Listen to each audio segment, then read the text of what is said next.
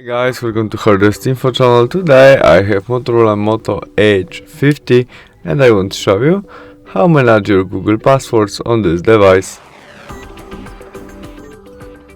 Our first step to manage it is opening Google Chrome application.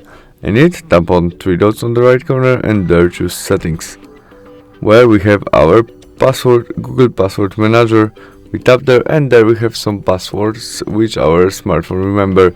To our HardReset.Info website, Netflix, choose which one you want to manage, maybe to Netflix, but to manage we must have our look screen. If you don't have, we must create it. Maybe we create a pattern, fastly.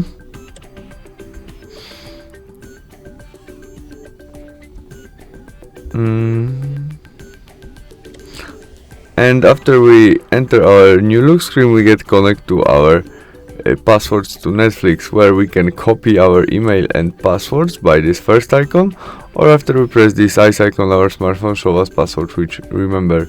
You can also share all by this icon and tap on share, and we can share our password to someone, or you can edit all by tap on edit, and there we can manage your username, passwords, and note. Remember to tap save when you change something. The last step, you can delete all by delete and confirm by delete. And that's all. Thanks for watching. Bye.